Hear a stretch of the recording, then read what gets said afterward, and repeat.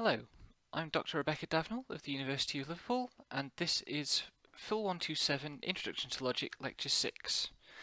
Intellectual property restrictions and agreements mean that I have to advise you that if you are not taking Phil127 Introduction to Logic, you should not be watching this video, and you should definitely not distribute it to anybody else. However, as long as I don't know that you're watching it, I can't do anything about it, and I'm happy for people to learn.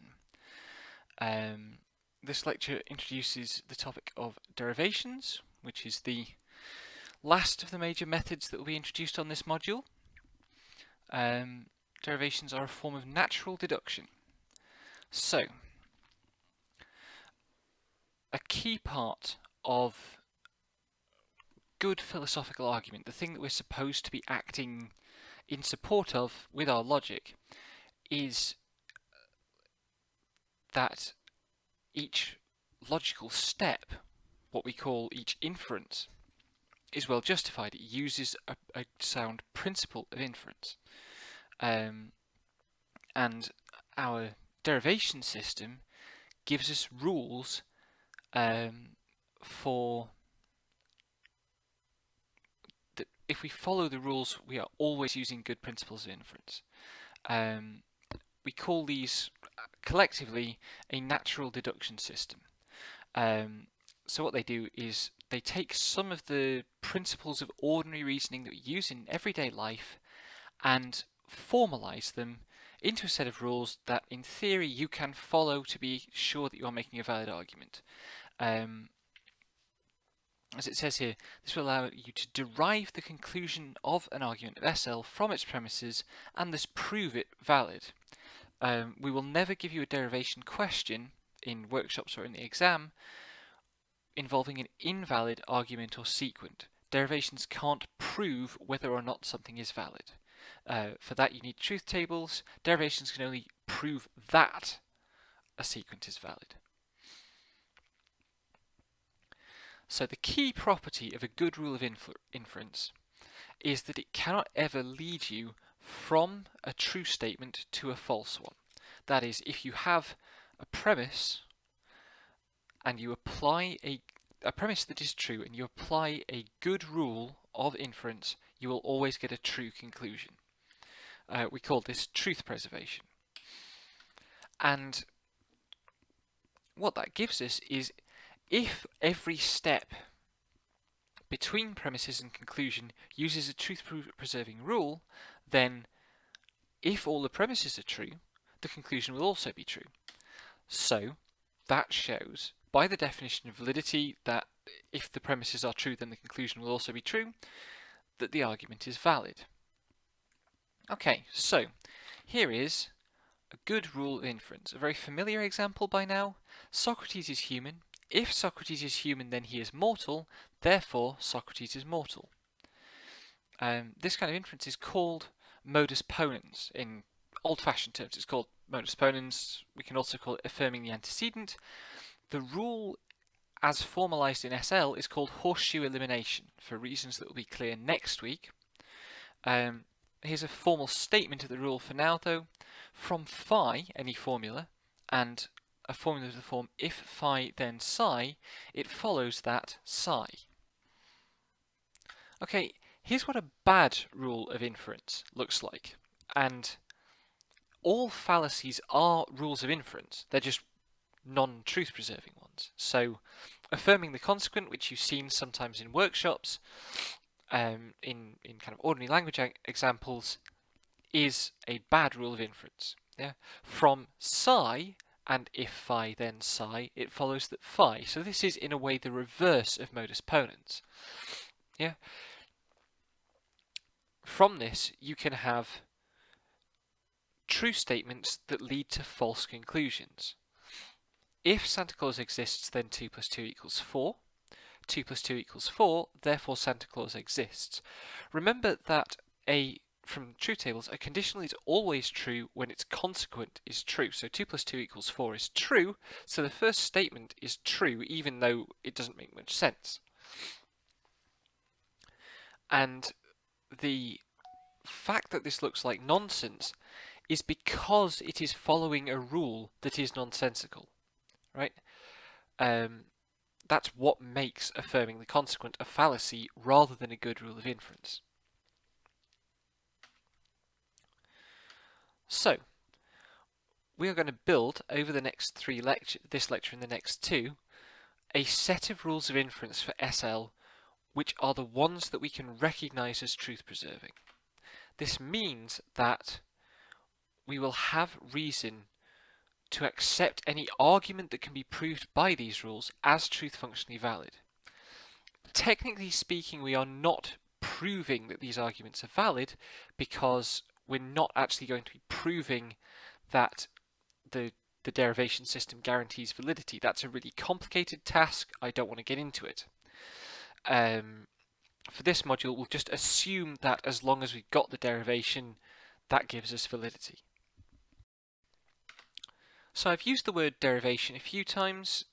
The derivation is what we construct using rules of inference and SL statements.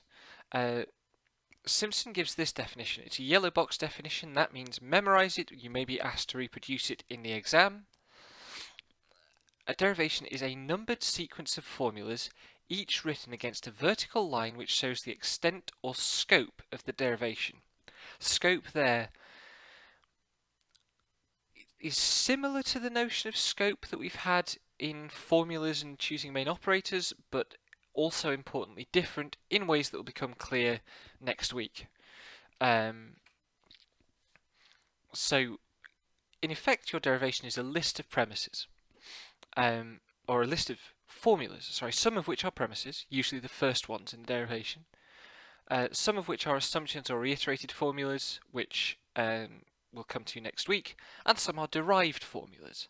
Derived formulas might be the conclusion or other formulas that you need to have as intermediate steps on the way to the conclusion from your premises.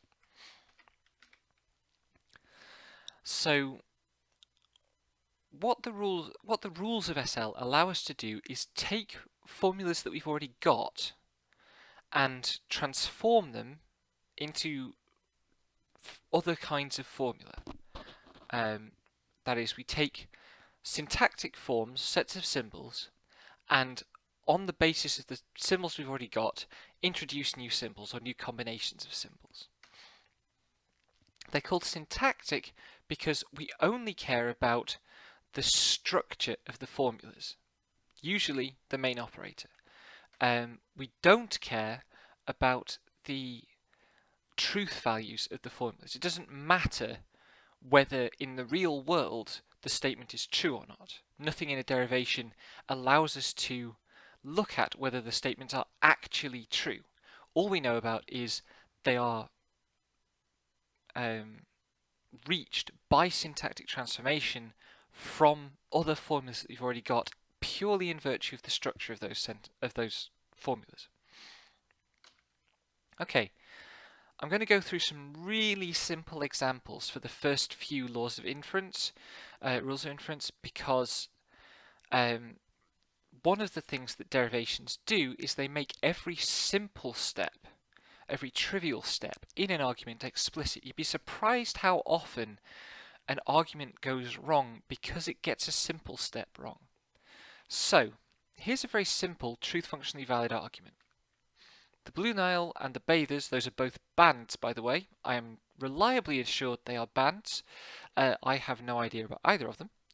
But it follows from the statement, the Blue Nile and the Bathers are from Glasgow, that the Bathers are from Glasgow. We can translate that very simply into SL. If N replaces the statement, the Blue Nile are from Glasgow, and B, the Bathers are from Glasgow, that gives us the sequent N and B, therefore B. N caret B, therefore B. Okay? Here's how it looks as a derivation. On line 1, we have the premise, N and B. The Blue Nile are from Glasgow and the Bathers are from Glasgow. Yeah? The rule that we have used there is called premise introduction. We indicate it by putting a P at the right hand side of the derivation next to the line where that rule has been used. This rule allows us to place any well-formed formula in a proof as a premise. Strictly speaking, you should only ever use premise introduction to list a rule that has been given to you in the question as a premise, to be clear. Line 2 is a derived formula. Yeah, we have arrived at the conclusion the bathers are from Glasgow. B.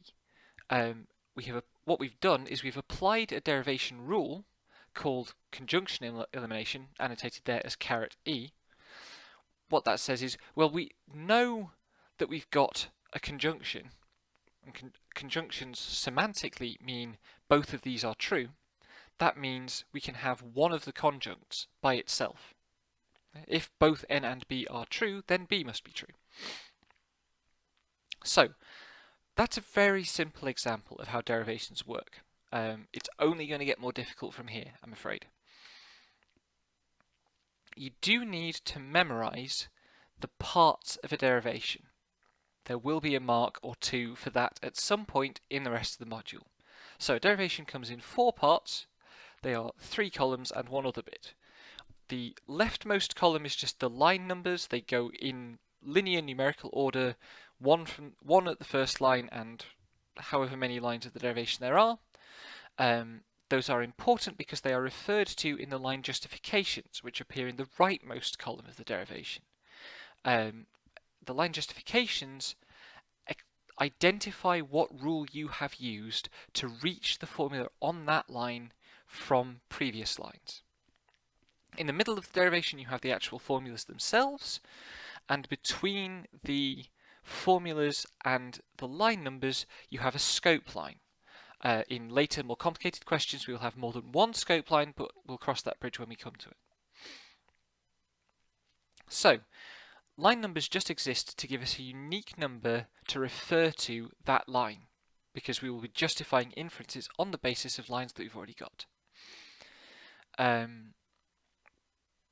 Scope lines, every derivation has a primary scope line, the main scope line. That will always be there. It will run from the first line to the last line as a margin between the line numbers and the formulas. Obviously, every line must have a formula on it. A derivation is a set of formulas. Every line must have a formula. You can't have a blank line. And finally, every line must have a line justification. All that the line justification says is, I used this rule on these lines. So, in the example we've already given, the rule is caret elimination, and it is applied to line 1. Okay, all you've got to learn, this is actually not true, but all you've got to memorize for derivations are 13 rules of inference total. We're going to do 3 today, 8 next week, I think, and the remainder the week after. So there are 3 very similar rules which we call premise introduction, we've already met, reiteration and assumption. There are 8 rules for binary operators, so we've got 4 binary operators, caret, vel, horseshoe, triple bar. Each of those has an introduction rule and an elimination rule. We've already seen caret elimination, and we've actually also met horseshoe elimination because that's modus ponens that I used in the very first example. The tilde is a little bit different. It doesn't have an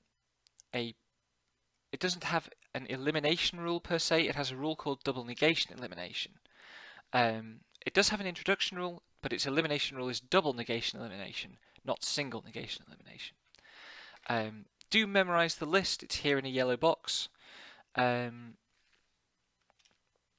But also you will need to memorize each rule in turn as well. So, last part of this lecture I'm going to go through 3 of the most important, well, 3 of the most basic rules. First of those is premise introduction.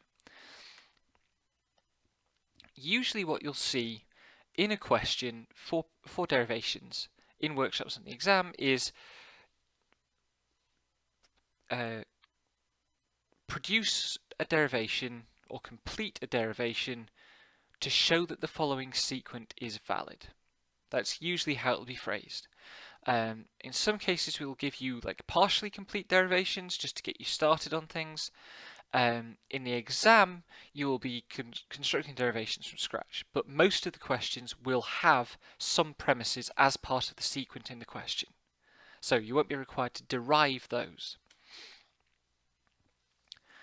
The start of a derivation is just the premises. At the top, each derivation is aligned to itself, introduced with the rule of premise introduction. This is a really trivial step in many ways, but it is always worth doing it at the start of working on a question, just to get rid of the scary blank space on the page as much as anything else.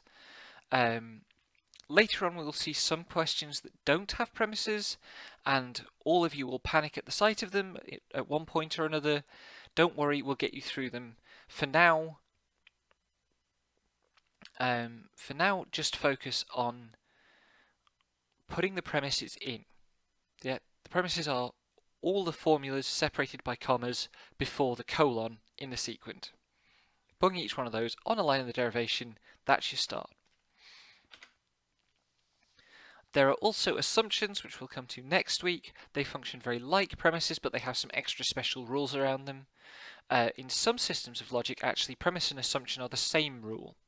But that's more for kind of actual applied logic rather than this system of logic, which has been designed to make teaching logic much clearer. Okay. I said there were going to be paired introduction and elimination rules for each operator. Today we're going to do the rules for the caret. What we care about in SL, you'll be used to thinking of this by now, is what the sentence operators do. Most of the inference rules allow us to either bring in a new operator or get rid of one that we've already got.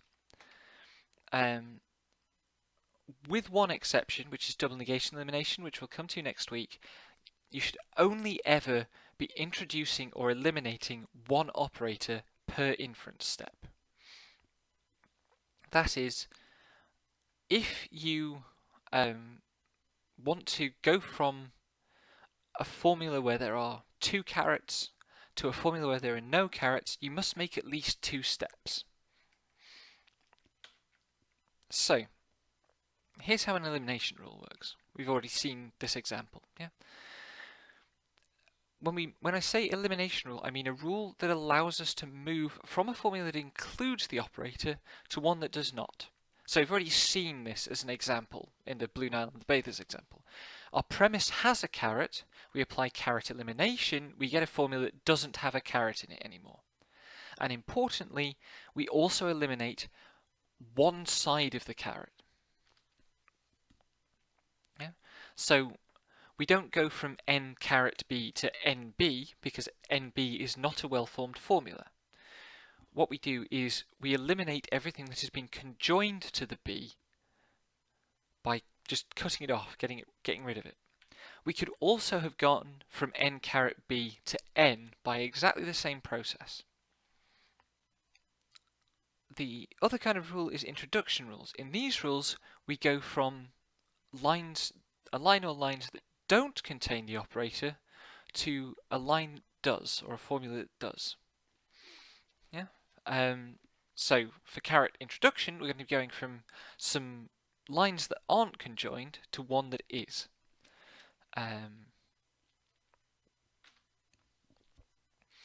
So here again a nice trivial example. Telstar Ponies, again another Glaswegian band. These are very, very old examples. I didn't come up with them. The Telstar Ponies are Glaswegian, the Telstar Ponies are journalists, so the Telstar Ponies are Glaswegian and they are journalists. Here's the translation. G for the Telstar Ponies are Glaswegian, J for the Telstar Ponies are journalists, and that gives us G, J, therefore G and J. This is what the example looks like. So for conjunction introduction, you need two lines that already exist in the proof before you can apply the rule. You need the line that gives you the left-hand side of the conjunction and the line that gives you the right-hand side of the conjunction, and they are added together. So here we're deriving on line 3, and we're applying conjunction introduction or caret introduction to get G and J stuck together on the same line, given that we previously have them on separate lines earlier in the proof. So, for each rule, I'm going to give you a formal statement, which is a really complicated technical statement of exactly what's going on. And I'm not going to read them out because you can read them just fine. You're also not going to be required to memorize the formal statements.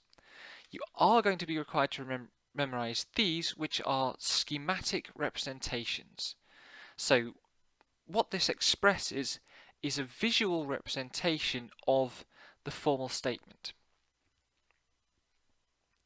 It's if you like, it's the equivalent of the truth table for each operator that we did in terms of metalinguistic variables. So what you've got here is a generic caret introduction. The line numbers are listed as M, N, and P because they could stand for any numbers that are in that order. You know, M, N, P could be 1, 2, 3, it could be 12, 17, 2004.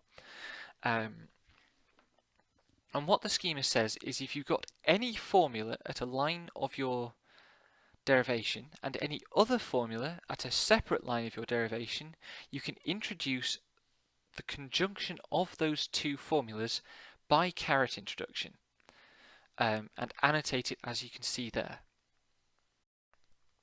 As I say, there will be questions that ask you to reproduce the schema for the rule, and in this case it would be caret introduction. All you do is you copy that out. So there are some circumstances where order doesn't matter. For caret introduction, generally order doesn't matter. Yeah, this could read G, J, G and J. It could read J, G, G and J. It could read G, J, J and G, etc. What's really important is that you get the line justifications right. Each rule will need a specific number of lines referenced in its line justifications. Caret elimination we've already seen is a one-line rule. Caret introduction, this one is a two-line rule. So you should never list it without exactly two numbers in its line justifications. They can be the same number, so be careful of that. An example like that will come up at some point. There's an exercise for you to try doing a couple of basic caret introductions. Caret elimination we've already seen in use, but here's the formal statement. And note that in the schematic it comes in two versions. You can either you can either eliminate the carets to get the first conjunct or to get the second. And you can actually do both of these if you want to. The original conjunction is not, if you like, used up when you eliminate it the first time.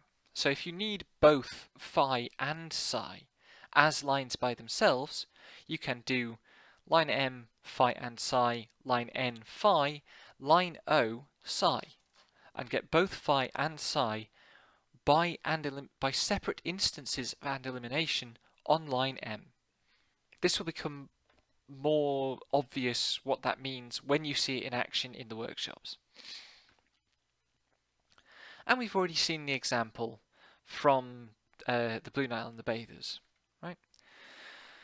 In this case, and caret elimination is a one-line rule because all you refer to is the line where the caret that you are eliminating originally appeared. And there's a couple of examples for you to work with. So, that's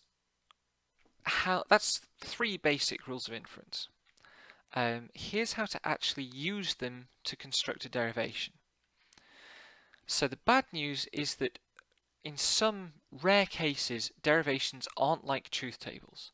A truth table, if you memorize the procedure and follow it correctly, you will always get the right answer. Derivations, sometimes you need a little bit of intuition, and definitely to get the fastest solution, you will need occasionally to look a bit ahead and hold some things in your head and work through them. It's really, really important that you bring a pencil and a rubber for doing your derivations. There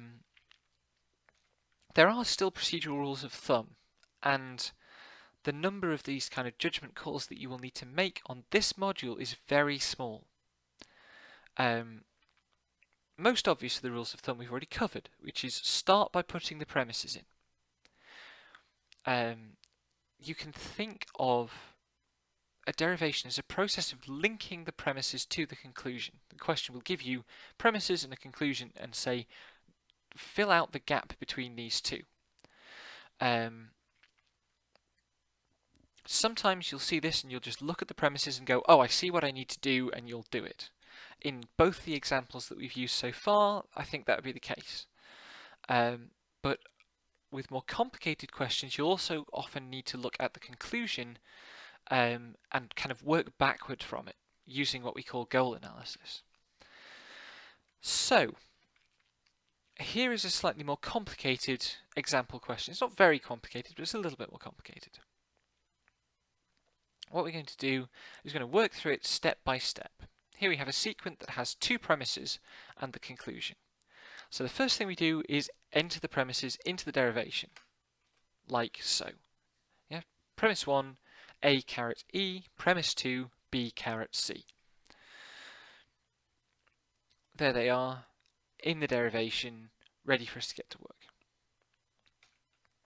So, from the question, we know what conclusion we're aiming for. So we can write that in. Leave space, don't put any line numbers in because you don't know how long the derivation will be.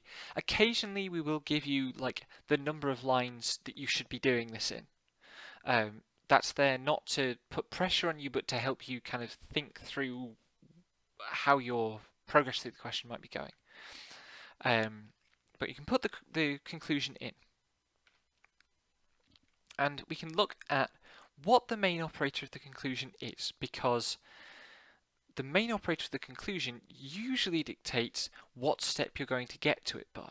Yeah? If the main operator of the conclusion is a caret, that probably means the last step is going to be an application of caret introduction, because caret introduction always gives you a formula that has a caret in that you didn't have before. So, we can add in that this will be caret introduction. We don't know what the line numbers will be, but we know that's the rule we're going to apply. And because we know that caret introduction is the rule we're going to apply, we know what we would need to have at lines by themselves in the derivation to get to it. So the conjunction of C and E requires that we have C as a line by itself and E as a line by itself. Like so. And we can fill in the gaps. I've taken a little bit of a liberty here because you wouldn't necessarily know at this stage that you don't need any more intermediate steps. In this question, these are the only intermediate steps you need. So now we've done the goal analysis part. We've gone, our target formula is this, we'll reach that by this rule. That means we need these intermediate steps. Yeah? So where are we going to get the C from and the E from? Each one can be reached from one of the premises by caret elimination. So the C can be extracted from line 2. Caret elimination gives us C. The E can be extracted from line 1, caret elimination. That allows us to fill in up to line 4. And then all that remains to be done is to put in the last line number of the derivation for the conclusion and put in the line numbers to the justification of that line. So there's the complete derivation. There are a few advanced cases where the conclusion will not be reached by application of the introduction rule for its main operator, but by the time we get to those, we will have more advanced kind of strategy rules of thumb to think through to help with that. Right, there's some slightly more robust example questions for you to have a think about. Obviously, also there will be the workshop, which is full of examples. For this week, you do need to be able to explain some basic concept of derivations. You do need to be able to explain the 3 rules that we've introduced and reproduce their schemas. I haven't given you a schema for premise introduction, don't worry about that one. And you should be able to do the very basics of goal analysis to break down a question into usable forms. Thank you for watching, and see you in the workshops.